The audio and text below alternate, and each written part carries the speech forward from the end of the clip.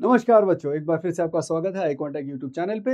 आज का जो हमारा सेशन है उसके अंदर हमारा टॉपिक है AGP, जिसको हम बोलते हैं अरिथमेटिको ज्योमेट्रिक प्रोग्रेशन। AGP मतलब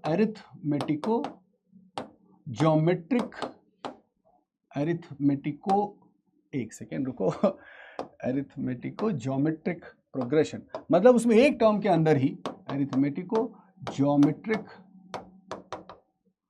प्रोग्रेशन, P फॉर प्रोग्रेशन ऐसा हो। इसके अंदर एक ही टर्म के अंदर दो पार्ट्स होंगे, जहां पे एक टर्म एक वैल्यू AP का हिस्सा होगा, एक वैल्यू GP का हिस्सा होगा और उसका प्रोडक्ट होगा। जैसे मैं एक छोटा सा एग्जांपल लिख के आपको दिखाता हूं। सपोज करिए हमारे पास है 3 × 2 plus 5 × 2 square plus 7 × 2 cube plus 9 × 2 to the power 3 2 to the power 4 and इस तरह से आगे बढ़ता जाए। तो क्या दिख रहा है आपको? ध्यान से देखिए, दिस 3, 5, 7, 9 ये AP का हिस्सा है, ठीक है, जबकि ये 2 square 2 cube 2 to the power 4 ये GP का हिस्सा है, ठीक है। यहाँ पे जो वैल्यू दिख रही है, यहाँ पे जो वैल्यूज दिख रही हैं, तो एक AP का टर्म इनटू एक GP का टर्म और ये एक जनरल टर्म बन रहा है इसके अंदर। तो इस तरह के जो प्रोग्रेशंस होते हैं उनको हम बोलते हैं AGP। हमारे लिए कौन से वाले AGP काम के हैं? हमारे लिए सिर्फ वैसे AGP ही काम के हैं जिसके अंदर कॉमन रेशियो, GP का जो कॉमन रेशियो हो वो बिटवीन -1 and 1 हो, ठीक है। और वो जो क्वेश्चन होगा वो हमारे लिए इनफाइनाइट टर्म्स का सम से रिलेटेड होगा। हमें और कुछ करना ही नहीं है। AGP के अंदर हमें सिर्फ इनफाइनाइट GP वाले क्वेश्चंस करने हैं। उसमें भी ऑब्वियसली इनफाइनाइट GP का सम हम कब निकाल पाते हैं? सिर्फ तभी निकाल पाते हैं जब R की वैल्यू, कॉमन रेशियो की वैल्यू -1 से 1 के बीच होती है। और AP की तो बात ही नहीं हो रही, AP की चिंता नहीं करनी है, हमें सिर्फ GP के बारे में सोचना है कि जो GP वाला टर्म है, जैसे इस केस में 2 स्क्वायर ऐसा था, यानी इस केस में जो कॉमन रेशियो था वो 2 था, ठीक है। तो क्या इससे रिलेटेड क्वेश्चन हमसे पूछा जाएगा? नहीं। अगर पूछा भी जाएगा तो 5-6 टर्म्स ऐसे होंगे, उनका सम निकालना होगा, वो अब वैसे ही ऐड कर देना, ठीक है। उसके लिए कोई सिग्मा एप्लीकेशन या सब भी करने की आवश्यकता नहीं है। आपको सीधे सीधे मैं क्लियरली बता रहा हूं कि आपसे जो क्वेश्चन पूछे जाएंगे ये सिर्फ वो वाले होंगे जिसमें जो GP का पार्ट है उसके अंदर कॉमन रेशियो -1 से 1 के बीच होना चाहिए और इनफाइनाइट टर्म्स का सम निकालने से रिलेटेड क्वेश्चन होना चाहिए। मैं आपको एक क्वेश्चन दिखाता हूं, यहाँ पे अभी सिर्फ क्वेश्चन लिख के दिखाता हूं। मान लीजिए अगर ऐसा होता 3 × 1/2 प्लस 5 × 1/4, ठीक है, प्लस 7 × 1/8 प्लस 9 × 1/16। तो ये आपका लेजिटिमेट वैलिड क्वेश्चन बन गया जो हमारे लिए कैट के लिए या किसी भी एंट्रेंस एग्जाम के लिए उपयोगी है, इंपॉर्टेंट है, ठीक। तो एक्चुअली क्वेश्चन में ऐसा नहीं लिखा होगा, ये आपको अपने आप से खुद से ढूंढना होगा। क्वेश्चन में लिखा होगा 3/2 प्लस 5/4, ठीक है, प्लस 7/8 प्लस 9/16 ऐसा लिखा होगा और वहां से आपको ये दिखाई देना चाहिए कि ये इस तरह से चीजें आ रही हैं, ठीक है। तो आप देखिए, तो आप 3, 5, 7, 9 वो सब AP में है और जो 1/2 है, 1/4 है, 1/8 है, 1/16 है, वो सारे GP में है और उसमें जो R की वैल्यू हो कितनी दिख रही है? क्लियरली 1/2 दिख रही है ना। और जो क्वेश्चन है वो किससे रिलेटेड है? इनफाइनाइट टर्म्स के सम से रिलेटेड है, ठीक। तो इसका एक डायरेक्ट फॉर्मूला भी होता है, बट अभी आज के जो सेशन है मैं ये चाहता हूं कि आप उसको फॉर्मूले से ना करें, बिकॉज फॉर्मूला थोड़ा सा ऐसा हो सकता है कि वो कभी आपके लिए थोड़ी सी मुश्किल पड़ जाए समझने में। तो उसका जो मेथड है, जो प्रोसेस है, वो हम अभी करेंगे, ठीक है। उसको आप अच्छे से इस्तेमाल करो एटलीस्ट 3, 4, 5 क्वेश्चंस में, बाद में फॉर्मूला भी इस्तेमाल कर पाओगे, ठीक है। सो पहला जो एजेंडा होना चाहिए, पहला जो टारगेट होना चाहिए, उसका प्रोसेस समझने के लिए होना चाहिए। प्रोसेस जो है एकदम फिक्स्ड है, इसमें कोई कंफ्यूजन नहीं रखना है, प्रोसेस एक ही है और वो क्या है मैं आपको इस क्वेश्चन के जरिए करके समझाने की कोशिश करता हूं। तो हमारा जो क्वेश्चन था यहाँ पे वो क्या था? 3/2 plus 5/4 plus 7/8 plus 9/16 plus up to infinity, ठीक है। जो भी उसका ज्योमेट्रिक प्रोग्रेशन का पार्ट है 3, 5, 7, 9 वो उसका AP का पार्ट है, वो आपको समझ आना चाहिए देख के। 1/2, 1/4, 1/8, 1/16 वो उसका GP का पार्ट है, ठीक है। हमेशा ना पहले AP का पार्ट आइडेंटिफाई कर लो, तो उससे क्या होगा? 3, 5, 7, 9 वो आपको अलग दिखेंगे, 3, 5, 7, 9 सॉरी, ठीक है ना। और उसके बाद जो बचा हुआ पार्ट है वो आपको देखना है। जैसे फर्स्ट टर्म में से 3 हटा दिया तो बचा हुआ पार्ट क्या दिखेगा? 1/2। सेकेंड टर्म में से 5 हटा दिया तो क्या दिखेगा? 1/4, है ना। और थर्ड में से 7/8, 7 हटा दिया तो 1/8। तो आपको ये जीपी की पहचान ऐसे दिखेगी। और ये जो जीपी है इसका कॉमन रेशियो कितना है? 1/2। मैं यहां पे सीधे सीधे इनफाइनाइट टर्म्स का फॉर्मूला क्यों नहीं लगा सकता? क्योंकि ये प्योर जीपी नहीं है। जो सम ऑफ इनफाइनाइट टर्म्स होता है a/1 - r, ये हम सिर्फ तभी लगा सकते हैं जब हमारे पास सिंपल प्योर जीपी हो, बिना किसी मिक्सिंग के। ये प्योर जीपी नहीं है। मेथड क्या है? बहुत सिंपल स्टैंडर्ड मेथड है। एक ही तरीका है इसको सॉल्व करने का, फॉर्मूले के अलावा, वो ये कि आपने r आइडेंटिफाई किया, पूरे सीक्वेंस में r मल्टीप्लाई कर दो। r की वैल्यू कितनी है यहाँ पे? 1/2 है, ठीक है ना? तो s इंटू 1/2, पूरे सीक्वेंस में 1/2 मल्टीप्लाई करके यहाँ पे लिख दो। सो 3/2, लेफ्ट हैंड साइड में तो s इंटू 1/2 आ गया, राइट हैंड साइड में क्या होगा? हर टर्म में 1/2 मल्टीप्लाई होगा, हर एक टर्म में 1/2 मल्टीप्लाई होगा। 1/2 मल्टीप्लाई होगा तो क्या बनेगा? 3/2 इंटू 1/2, 3/4, ठीक है, बहुत प्यार से 3/4। दूसरा वाला 5/4 इंटू 1/2 क्या बनेगा? 5/8। तीसरा वाला 7/8 इंटू 1/2 क्या बनेगा? 7/16। चौथा वाला क्या बनेगा? 9/32। और ऐसे कितने टर्म्स? इनफाइनाइट टर्म्स बनेंगे, ठीक है। अब जरा ध्यान से देखो, आपको कुछ लग रहा है गड़बड़? ये 3/2 है, इधर 3/4 है, यहां 5/4 है, 5/8 है। अगर ये आमने सामने होता तो अच्छा नहीं होता, ठीक है। तो अभी आगे से आप पता है क्या करोगे? आप r मल्टीप्लाई करोगे और एक टर्म शिफ्ट करके लिखोगे बस। इसको यहां नहीं लिखना, इसको यहां से लिखना चालू करो। मतलब वो कैसा दिखेगा? वो इस तरह से दिखेगा। वो इसलिए करना है ताकि ऐड सब्ट्रैक्ट करना आसान हो जाए। अब मैं दोबारा से करता हूं, ध्यान से देखिए। हमें यह देखना है कि डिनोमिनेटर एक जैसा हो आमने सामने वाले टर्म्स का। तो उसके लिए क्या करें? वापस से 3/2 इंटू 1/2 क्या बन रहा है? 3/4 बन रहा है, तो इसके नीचे लिखो 3/4, ठीक है ना। फिर 5/4 इंटू 1/2 क्या बनेगा? 5/8। 7/8 इंटू 1/2 क्या बनेगा? 7/16, ठीक है ना। अगला वाला 9/32 एंड सो ऑन। इसमें भी इनफाइनाइट टर्म्स होंगे, तो टर्म्स की चिंता नहीं करनी। अब क्या करना है? 3-4 टर्म लिख दो, उससे ज्यादा की जरूरत नहीं होती, ठीक है। अब क्या करेंगे? सब्ट्रैक्ट करेंगे, हमेशा सब्ट्रैक्ट करेंगे, हमेशा सब्ट्रैक्ट करेंगे।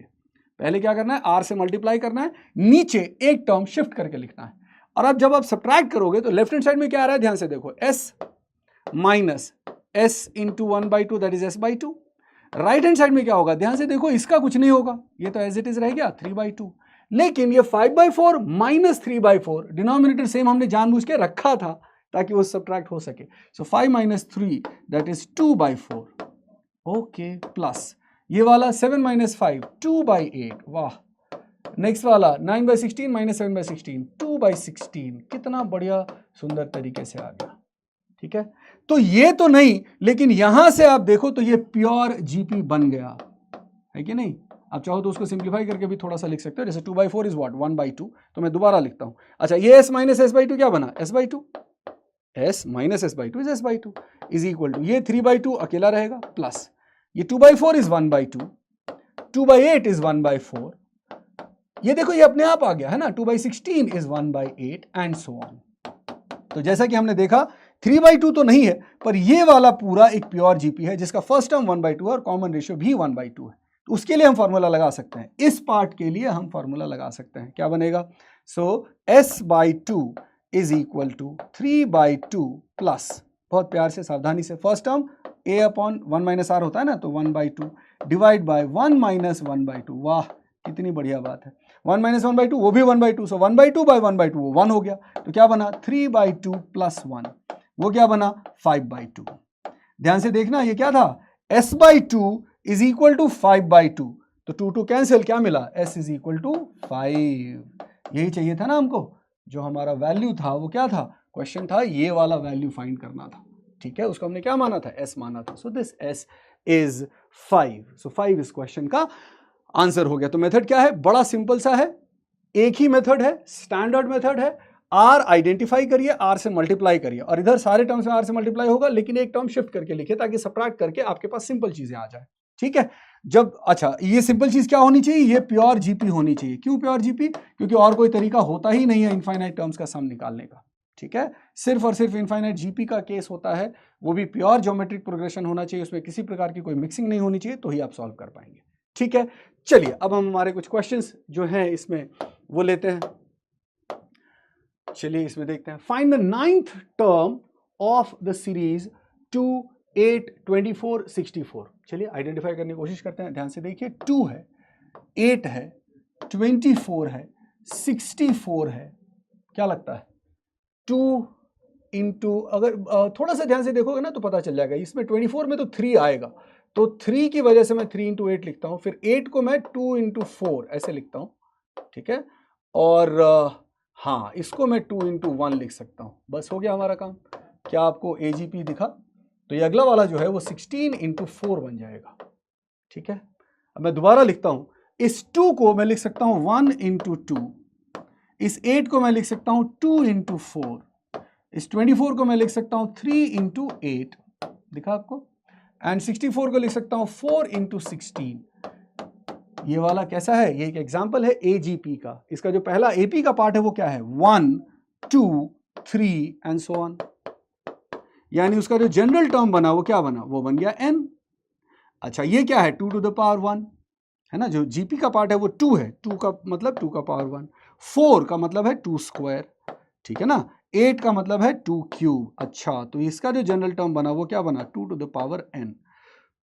तो जो nth टर्म बनेगा इस सीक्वेंस का वो बनता है n into 2 to the power n। आप चेक कर सकते हो, इसमें अगर n को 1 डालें तो फर्स्ट टर्म आना चाहिए, आ रहा है क्या? n को 1 डालिए, 1 इंटू 2 टू द पावर 1, 3 डालें तो 24 आना चाहिए, सो 3 into 2 cube that is 3 into 8 24, yes correct है। हमें चाहिए 9th टर्म, तो 9th टर्म क्या बनेगा? 9th टर्म जो है वो बन जाएगा 9 इंटू 512, बस ठीक है। सो 9 5s are 4500, 12 9s are 108, so 4608, that is the answer of this beautiful question। ठीक है, चलिए बढ़िया है, आगे देखते हैं। अगला क्वेश्चन है find the nth term of the series, sequence होना चाहिए था बट कोई बात नहीं, find nth term of the series 1 3/2 5/2। अरे ये तो वही वाला है जो हमने अभी किया, नहीं उसमें ये नहीं था, ओके 1 नहीं था, हमने जो किया था उसमें 1 नहीं था। सो 1 3/2 5/2 स्क्वायर 7/2 क्यूब। सो ध्यान से अगर हम देखें तो क्या दिख रहा है आपको? अगले की जरूरत भी नहीं है, जो AP का हिस्सा है वो है 1 3 5 7, ऑड नंबर्स हैं, तो इसका जो nth टर्म बनेगा वो क्या बनेगा? 2n-1। ये हमने सिग्मा एप्लीकेशन वाले में भी देखा था और इन जनरल ऑल्सो। ध्यान क्या रखना है, इसमें n = 1 डालने से पहला टर्म आना चाहिए। आ रहा है क्या? यस बिल्कुल आ रहा है। एंड जो GP का पार्ट होगा वो कैसा बनेगा? ध्यान से देखो, वो बनेगा 1 1/2 है ना। AP का पार्ट हटाने के बाद जो बचे, सो 1 1, यहाँ से 3 हटा दिया तो क्या बचा? 1/2, यहाँ से 5 हटा दिया तो क्या बचा? 1/2 स्क्वायर, है कि नहीं। यहाँ से 7 हटा दिया तो क्या बचा? 1/2 क्यूब। तो क्या दिख रहा है? 1 1/2 1/2 टू द पावर 2, मतलब ये बनता है, इसका जो जनरल टर्म बना वो बन गया 1/2 टू द पावर n-1। वो देख के पता चल रहा है कि नहीं। देखो अगर मैं इनको 1 डालता हूं तो 2 टू द पावर 0 यानी कि 1 हो जाएगा। अगर मैं इनको 2 डालता हूं तो 2 to the power 2 - 1 is 2 to the power 1, 2 to the power 1 मतलब 2, 1/2 बन जाएगा एंड सो ऑन। तो जो हमारा nth टर्म बना इसका वो क्या बना? इन दोनों का मल्टीप्लीकेशन, तो ये बनता है 2n-1 इंटू ये वाला item 1/2 to the power n-1, जो कि इवेंचुअली ये हो गया 2n-1 divide by 2 to the power n-1। क्या चाहिए हमें? हमें चाहिए nth term. Oh that's it, so this is the nth term. मुझे लगा कुछ 8वां 9वां 10वां या जो भी टर्म चाहिए आप n की वैल्यू डाल के कैलकुलेट कर सकते हो। ठीक है, बहुत बढ़िया। Next question, find the sum of infinite terms of the series. ठीक है, बहुत स्टैंडर्ड प्रोसीजर। सपोज अगर हम मान ले s equal to 1 plus 4x² plus 7x³ plus 10x², ठीक है। बाय डिफॉल्ट हम मान लेंगे कि जो कॉमन रेशियो है x वो बिटवीन -1 एंड 1 है, तो ये निकलेगा, अदरवाइज तो निकलेगा ही नहीं। ठीक है, नॉर्मली दिया होता है, आप चिंता मत करिए, एग्जाम में दिया होगा, अभी तो हम सिर्फ समझने के लिए कर रहे हैं। अच्छा यहां से ध्यान से देखिए, जो AP का पार्ट है वो क्या दिख रहा है? 1 4 7 एंड सो ऑन, और जो GP का पार्ट है वो दिख रहा है, पहले वाले में GP का पार्ट 1 है ना, दिस इज 1 इंटू 1 1 4x²। अच्छा सो 1 अकेला है। Now this is another interesting part, जो GP का पार्ट है, सो बेसिकली वो जो 1 दिया हुआ है उसका कोई मतलब ही नहीं है। ठीक है ना, ये सब चीजों का ध्यान रखना। कई बार हम अपने आप अज्यूम कर लेते हैं नहीं 1 अलग है। ठीक है, सो 1 is not a part of AGP, वो बिल्कुल ही अलग है, वो बिल्कुल ही अलग है। ठीक है, आपका GP यहां से शुरू होता है। ठीक, तो ये बना 4x² प्लस 7x। तो एक काम करते हैं ना, हम 1 को बाद में ऐड कर देंगे, कंसिडर ही ना करें वरना झूठ मूठ का प्रॉब्लम क्रिएट करेगा। ठीक है। वैसे आइडियली होना ये चाहिए था कि यहाँ पे 1x ऐसा होना चाहिए था। तो for the purpose of convenience मैं एक काम करता हूँ, चलो मिस्टेक समझ लो, सो इसको मैं x ही ले लेता हूँ ताकि कंफ्यूजन ना रहे, ठीक है। तो हमारा जो क्वेश्चन बन गया वो क्या बना, suppose s is equal to x plus 4x square, because अभी कॉम्प्लिकेशन से ज्यादा जरूरी है कॉन्सेप्ट की क्लैरिटी, ठीक है। तो मैंने क्वेश्चन को करेक्ट कर दिया, वहां 1 था मैंने x दे दिया, ठीक, plus 10x to the power 4। अब ठीक है, अब अगर आप ध्यान से देखो तो AP का जो हिस्सा है ये 1 इंटू एक्स, ये 4 इंटू एक्स स्क्वायर, ये 7 इंटू एक्स क्यूब। AP का हिस्सा कैसा है, 1 4 7 10 एंड सो ऑन। जो GP का हिस्सा है वो कैसा है, x स्क्वायर x क्यूब। बहुत बढ़िया, ठीक है। प्योर GP होता तो हम इनफाइनाइट टर्म्स के लिए इसमें सीधे सीधे जो है क्या कर देते, a/1 - r अप्लाई कर देते, बट अभी नहीं कर सकते। एक चीज क्लियर है कि इसका जो कॉमन रेशियो है वो कितना है, कॉमन रेशियो है x। तो क्या करेंगे आप, x से दोनों तरफ मल्टीप्लाई कर देंगे, दोनों तरफ मल्टीप्लाई कर दीजिए तो s इंटू एक्स क्या बना, क्या बोला था, एक टर्म शिफ्ट करके लिखना है, तो x into x x square, 4x square into x 4x cube, 7x cube into x 10x to the power 4, ऐसा हो जाएगा। And this goes up to infinity, 10x to the sorry गलत लिख दिया मैंने फिर से, ये हो जाएगा 7x टू द पावर 4। आगे ना भी लिखो तो भी चलेगा, ठीक है। अभी अगला स्टेप क्या होता है, अगला स्टेप बहुत क्लियर है, सिर्फ और सिर्फ सब्ट्रैक्शन। तो जब आप सब्ट्रैक्ट करोगे तो minus minus minus minus minus, फायदा क्या है, ये x एज इट इज रहेगा। अच्छा पहले लेफ्ट हैंड साइड में क्या बनेगा, s माइनस sx, ये x एज इट इज रहेगा, plus 4x square minus x square 3x square, ठीक है ना, 7x square minus 4x square plus 3x square, हमेशा ऐसा होगा, देखो जरा 3x cube, I am sorry 3x cube, ये बन जाएगा, है ना, 3x cube plus 10 minus 7 3x to the power 4 and so on. वाह, जरा ध्यान से देखो, ये जो है इधर 3x होता तो ये भी GP का हिस्सा होता है, इसमें ये वाला, जरूरी नहीं कि हमेशा फर्स्ट वाला टर्म GP का हिस्सा ना हो, कभी होता है कभी नहीं होता है, बट आपको ये ध्यान रखना है कि GP शुरू कहां से हो रहा है, वो यहां से शुरू हो रहा है, 3x स्क्वायर से शुरू हो रहा है, ठीक है। तो s माइनस sx क्या करेंगे, s कॉमन ले लेंगे तो 1 माइनस x इधर आ जाएगा, इक्वल टू ये x कुछ नहीं करना, प्लस ये जो ये वाला पार्ट है पूरा का पूरा प्योर GP है, उसका पहला टर्म क्या है 3x square divide by 1 minus x. Formula तो सेम ही होता है ना, फॉर्मूला तो a/1 माइनस r, a मतलब फर्स्ट टर्म, r मतलब कॉमन रेशियो। इस GP का फर्स्ट टर्म 3x स्क्वायर है और कॉमन रेशियो x है।